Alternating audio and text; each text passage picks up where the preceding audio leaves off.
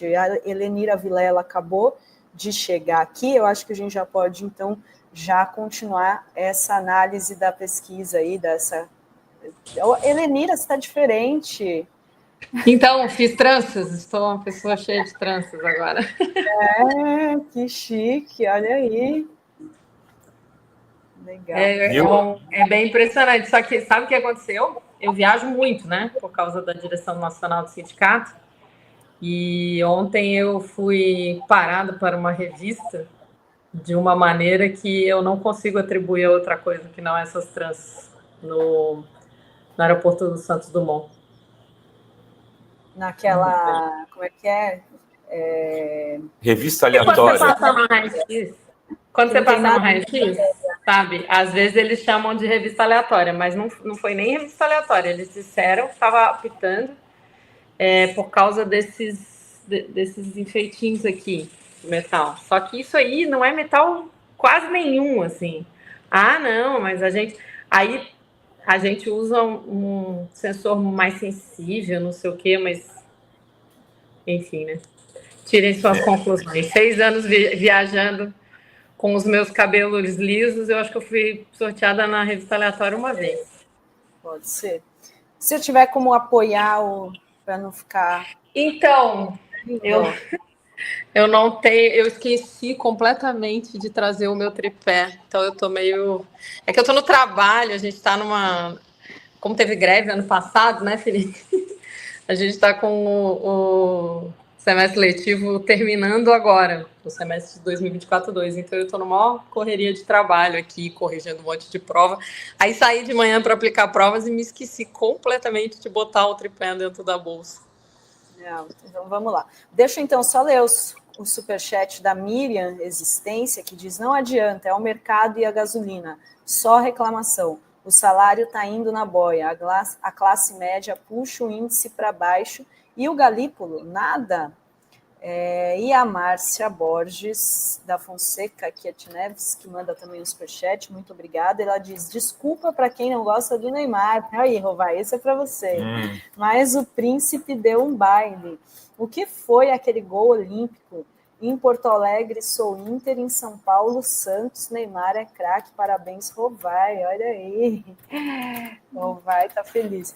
Helenira, a gente acabou de falar sobre a pesquisa CNT, que saiu agora, e que mostra um resultado, uma queda, acompanhando o que a gente viu no Datafolha, uma queda na popularidade do presidente Lula. E a gente estava aqui conversando sobre o que, vou até pôr aqui na tela novamente, o que está causando esse efeito, né? E aí a gente queria ouvir sua opinião também. A gente falou da crise do Pix e do preço dos alimentos, que está caro. Então, olha que você vê que era 41 está melhor que Jair Bolsonaro, agora 45 está pior. Então, queria te ouvir um pouquinho. Bom, eu penso que isso é uma combinação de fatores objetivos e subjetivos, né? De fato, a gente tem aí uma dificuldade, principalmente com o valor dos alimentos, né, e da gasolina, como disse a nossa espectadora aí, e a gente percebe que tem um outro elemento objetivo que eu acho que interfere bastante, que é a questão da segurança pública associada ao aumento que tem acontecido sistematicamente da população em situação de rua. Ainda que a gente não tenha objetivamente uma associação entre criminalidade e aumento da população em situação de rua, a gente tem um aumento da sensação de insegurança para todo mundo quando a população em situação de rua aumenta. E tem aumentado sistematicamente desde que o Temer tomou posse, e as melhoras econômicas que a gente teve não reverteram o crescimento da população em situação de rua. Então, a gente tem uma questão de segurança, que eu acho que é importante, uma questão de sensação de segurança associada à dificuldade com esse crescimento da população em situação de rua, muito porque durante os governos Temer e Bolsonaro, a assistência social foi privatizada e foi transformada num puxadinho das igrejas neopentecostais, estão fazendo muito dinheiro com isso, inclusive, né? Então, a gente, na prática, não tem mais uma assistência social, na maior parte do país, funcionando bem para lidar com essa questão. Aí tem o preço dos alimentos e, além disso, eu penso que tem uma questão subjetiva, que todo mundo fala, a história da comunicação, mas eu acho que vai um pouco além disso, que é a questão da gente ter uma dificuldade de articulação com o povo a partir do governo e da esquerda. E aí eu faço duas análises. Uma é que a participação popular no governo Lula atual é muito nenhuma, né? Muito parecida com nenhuma, o que é péssimo, porque quando dá problema nos programas sociais, porque a prefeitura boicota, o que acontece aqui em Florianópolis, por exemplo, ou porque você tem boicote do Congresso Nacional, a gente não consegue fazer uma resposta, e porque o modelo de participação adotado foi um modelo em que você cria expectativa com certeza de que vai gerar frustração. O plano plurianual participativo, ele era um plano em que você podia pedir. Só que você podia pedir, mas ele não é igual ao orçamento participativo, porque no orçamento participativo você apresentava as demandas da sociedade e depois ia debater na sociedade, dentro das limitações do orçamento, o que ia ser prioridade. Então você se confrontava com as dificuldades de implementar tudo o que era demanda. No caso do PPA, não, você disse, peçam. Só que, com certeza, né, a gente tem demandas de várias ordens, e essas demandas não são supridas. Mais de 90% das demandas apresentadas seriam frustradas, porque não tem como o governo federal fazer. Então, acho que esse foi um modelo infeliz, digamos assim, de participação, porque ele não tem comprometimento. Eu tenho defendido que o governo tinha que criar um processo de comprometimento mais parecido com as missões da Venezuela, onde você estabelece um parâmetro de que você vai, por exemplo, resolver a questão da fome ou do analfabetismo e envolve a sociedade no processo de construir as medidas necessárias, de mobilizar a sociedade e de executar as medidas, e inclusive de superar os obstáculos que a burguesia eventualmente coloca. Esse é o motivo pelo qual a Venezuela, na minha leitura, tem uma participação popular tão grande na defesa do governo, né? Toda vez que tem ali os ataques ao governo, a gente tem passeatas, mobilizações muito grandes. Então, eu acho que são alguns elementos, alguns deles, eu acho que, por exemplo, a fala do Lula ontem, né? Essa coisa de criar uma proximidade do Lula e dos programas, dos acertos do governo com a população, é uma boa medida, mas ainda acho que vai ser insuficiente. Por esse período, a gente vai ter que ter um trabalho de envolver a população em diagnosticar melhor. A gente não pode, e em algum momento a própria esquerda contribuiu para isso no Brasil, dizer que tudo que acontece de errado no país é culpa do governo federal, né? A gente mesmo, em algum momento, acabava repercutindo as coisas dessa maneira. E aí exime burguesia, Congresso, né, a interferência internacional e outros elementos que estão interferindo. Então, eu acho que eu não esperava um resultado muito diferente nesse momento.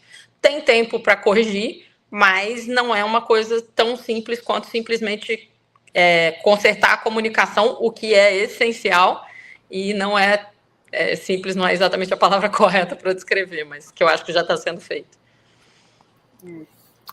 Mas eu lembro que teve um período que tudo era culpa da comunicação só, né? O coitado do Paulo Pimenta apanhou pra caramba, né, Helenira? Mas, Dri, o que a gente tem aí? Eu só vou ler aqui o Eu Que Te Gosto, que diz: Dri, chique sou eu, que já fui motorista da Helenira na campanha dela para vereadora. Olha só.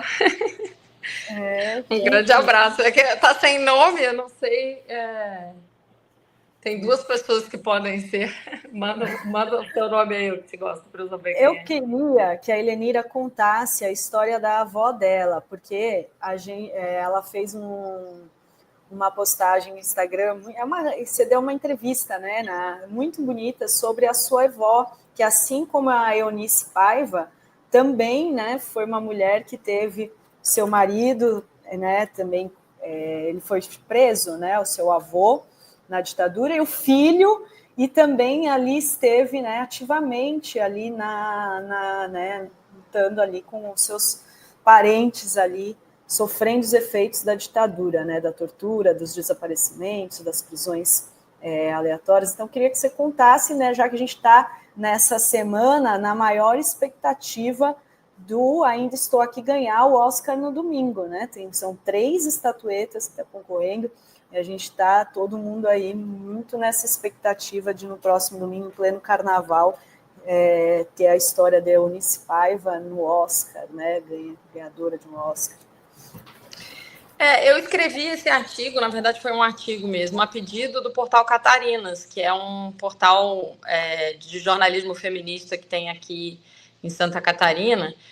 E quando elas me pediram, foi exatamente porque elas sabiam que eu tinha uma história com essa história da ditadura, né? Eu mesma nasci na clandestinidade por causa dos meus pais. Os meus pais viviam na clandestinidade quando eu nasci.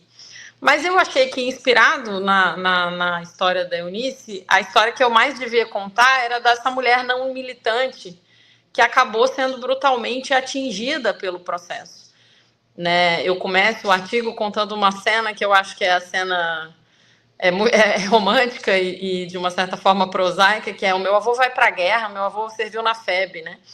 E quando ele volta da guerra, ele vai reatar o noivado com a minha avó. Porque ele tinha terminado o noivado, que afinal de contas, está indo para a guerra, você pode, né, corre o risco de morrer. E aí ela dizia, não ia deixar a viúva antes mesmo de casar, né? E aí ele volta e vai reatar esse noivado, pede autorização, enfim, para os pais dela, e chama ela num canto e fala: mas eu tenho uma coisa para te contar que é muito séria e que, se você não quiser mais casar comigo, eu vou entender. E a minha avó me contava que, quando ele falou isso, ela pensou 1 milhão de coisas: que ele tinha perdido uma perna e ela não estava vendo, que ele podia ter tido um filho na Itália, enfim, milhões de coisas passaram pela cabeça dela. Aí ele olha muito sério e fala: eu sou comunista. E ela me contava isso dizendo: e eu não imaginava, eu nunca tinha ouvido essa palavra na minha vida, eu não tinha a menor ideia do que isso significava. E aí ela dizia assim: mas eu continuava apaixonada por ele continuava sendo o homem mais bonito da cidade. Então, isso era no interior do Paraná, né? Então, eu me casei assim mesmo. E aí ela dizia assim: mas eu não sei, se eu tivesse noção do que eu ia sofrer, se eu teria casado, não por conta de discordar dos valores, mas por conta do sofrimento mesmo, né? E aí a gente tem o meu avô, ele trabalhava no gabinete militar do João Goulart. Inclusive, recentemente, eu encontrei, foi depois de eu ter publicado esse artigo, eu encontrei o depoimento que o meu avô dá quando foi, eu chamo de sequestrado, porque, né, preso é uma coisa que a gente ou quando está cometendo um crime flagrante ou quando tem um processo judicial. Como no caso dele não tinha nenhuma dessas coisas, eu encontrei o depoimento e ele fazia parte, por exemplo, do ponto de vista da segurança nacional, da Comissão de Energia Nuclear do país, em 64, a partir desse gabinete militar do João Goulart. Então, trabalhava em Brasília.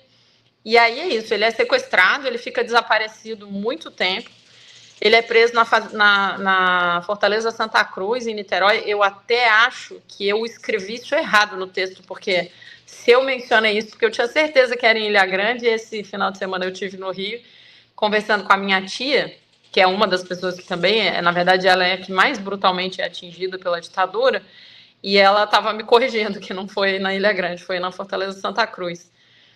E ele, então, ele fica lá, e ela fica, imagina, em 64, não tinha nada em Brasília. Ela fica, os 3 filhos, meu pai era adolescente, a minha tia pré-adolescente e a outra era criança, sem ninguém, num prédio cheio de esposas e crianças, todas elas com os maridos presos, porque eles prenderam o gabinete militar todo, claro, né? Se os milicos vão dar golpe num governo constitucional, todos os milicos que têm, né, compromisso com a democracia e com o governo que está sendo derrubado foram presos. E aí ele vai, e tem uma cena que eu também acho muito interessante, que é o dia que a minha avó, uma vizinha, fala: olha, eu descobri, eles estão no Rio, mas eu não consigo ir, fica com as crianças, eu fico com as tuas crianças, eu achei um cara que está indo de Kombi para o Rio.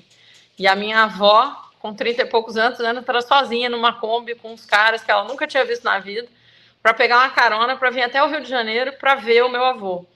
Ela consegue ver ele não sofreu, assim, ele nunca foi torturado, né? Porque o avô é preso logo no início. Ele foi preso dia 2 de abril de 64. E, enfim, aí ela fala com ele e tal, consegue descobrir algumas coisas. Os militares tentando expulsar todos os que estavam nos apartamentos funcionais. A minha avó lidera uma revolta de esposas para evitar que elas fossem expulsas com os filhos, até que os maridos fossem libertados. E aí vai, né? Depois eles voltam para o Rio. Meu avô sem emprego, tinha trabalhado no Exército a vida inteira. Aí o meu pai é preso em 68, dia 26 de junho de 68. Na verdade, há uma dúvida se foi 19 ou se foi de 26. E ele é preso junto com o Jean-Marc Van der Vinde e mais 2 estudantes. O Jean-Marc era a principal liderança. Depois, no Congresso de Biúna, o Jean-Marc acaba eleito presidente da UNE, né? Eu brinco com o Zé Dirceu, que é o cara que ganhou a eleição do Zé Dirceu, né? E aí ele é condenado, foge e entra na clandestinidade. Conhece a minha mãe em 70. Eu e a minha irmã, a gente nasce em condição de clandestinidade e a minha avó lidando com isso, né? O filho mais velho dela, desaparecido, não tinha quase contato. O Rubens Paiva, ele acaba preso porque eles rastreiam que ele estava fazendo comunicação entre pessoas que estavam no exílio ou que estavam presas. A minha avó, ela contava para mim que ela tinha uma ansiedade enorme toda semana ela ia no escritório de uma pessoa que era a pessoa que trazia eventualmente as cartas do meu pai. E depois, em 70 também, a minha tia... O Rubens Paiva dela. Oi? Era o Rubens Paiva dela. Isso, né? Era o Rubens Paiva dela. Ela tinha essa coisa, porque era muito difícil saber alguma notícia, né? Meu pai sempre mandava cartas que não eram assinadas, que não podiam ser enviadas pelo correio. Então, tinha que ter uns mensageiros que carregassem. E era o jeito que ela tinha notícias, né? E depois, em 70, tem isso. A minha tia e o meu tio, eles já estavam casados e são presos. E eles foram barbaramente torturados. Depois, a minha tia ficou um tempo morando com a minha avó. Logo depois, o meu primo nasce. E é uma vida muito complicada, né? Imagina, você tratar com todos os medos que havia. Então, ela tinha medo que o fato da minha tia ser presa pudesse também colocar o meu pai em risco, que eles pudessem voltar a ser presos. Foi uma coisa muito complicada. E aí, eu termino esse artigo contando que em 2016, ela morre em 2017, com os 90 anos. Em 2016, quando começou a história do golpe do Temer, né? Ela olha para mim e fala: Helenira, você não tem como diminuir, assim, falar menos sobre isso, porque eu não sei se eu vou aguentar ver mais uma pessoa da família passando por isso, porque ela tinha medo que eu fosse presa também, ou, enfim, ou que tivesse que me exilar, ou alguma coisa do tipo, né? Por causa da militância que eu tinha. Então, e eu respondi para ela: olha, vó, se eu calasse a boca hoje e nunca mais falasse nada, se tiver um golpe e eles resolverem perseguir os resistentes, eu vou estar na lista, né? Não tenho como, eu estava na direção nacional do sindicato nessa época. Então, essa mulher que não fez uma opção política por enfrentar a ditadura, nem por defender a democracia, mas que teve que entregar a vida fazendo isso, na verdade, durante um período enorme, por conta do envolvimento e da consciência política de todos eles.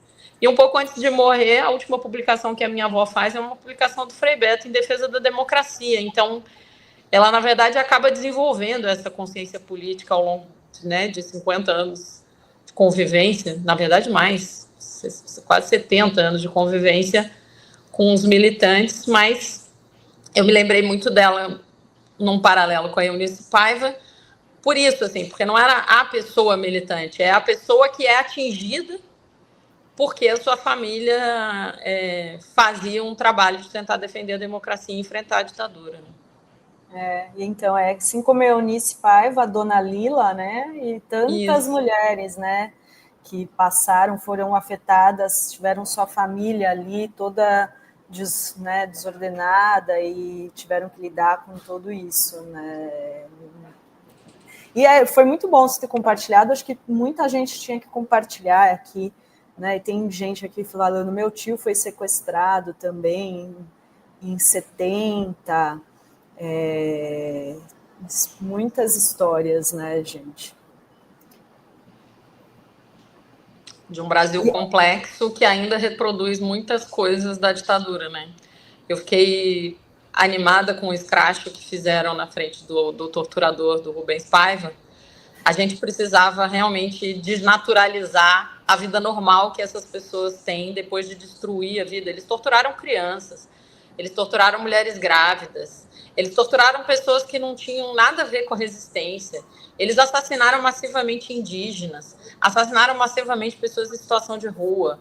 Então, essas pessoas não podem morrer na tranquilidade do seu lar, agindo como se elas fossem pessoas normais, com as quais a gente pode conviver, né? Apesar de se comportarem como tais. Eles estupravam mulheres coletivamente e depois voltavam para suas casas e fingiam para as suas esposas que eles não eram estupradores, pedófilos, né? Que eles não se viciaram pessoas. Então, é muito grave o Brasil não rever. E tem uma coisa que a lei da anistia foi usada para proteger essas pessoas.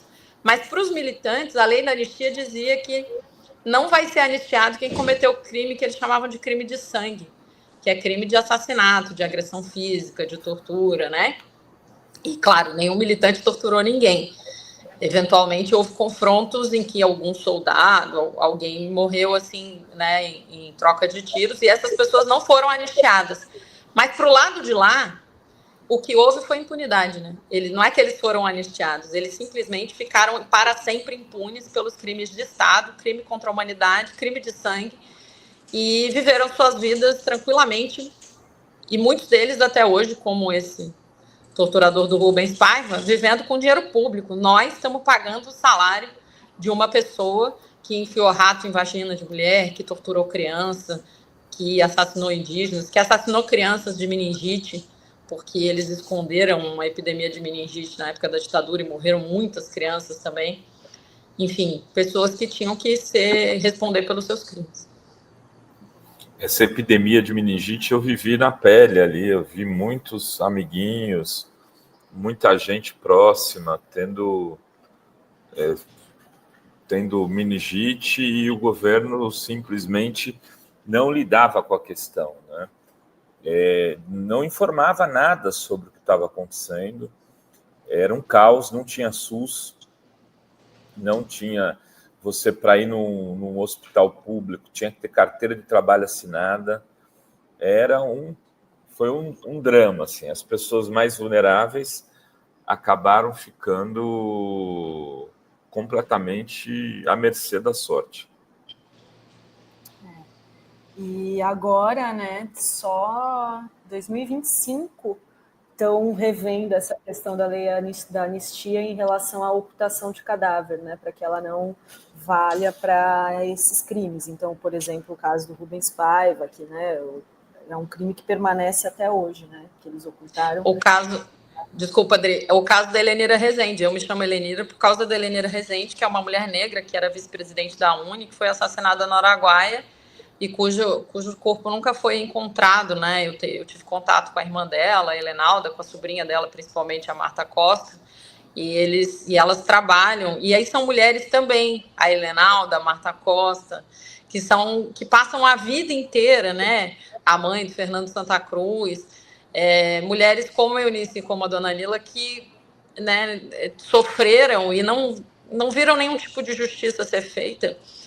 E muitas delas, como no caso da Eunice, que nunca pôde, né, encontrar um corpo para fazer um sepultamento, para fazer uma despedida, para ter um fechamento. Então, isso e a família da Helenira também. A mãe da Helenira, ela morreu sem encontrar, e algumas irmãs também já morreram sem nunca ter podido ter exatamente uma certeza do que aconteceu com ela e fazer esse fechamento. Helenira tem aí, né, muita história de luta, né, Helenira? Muito bom.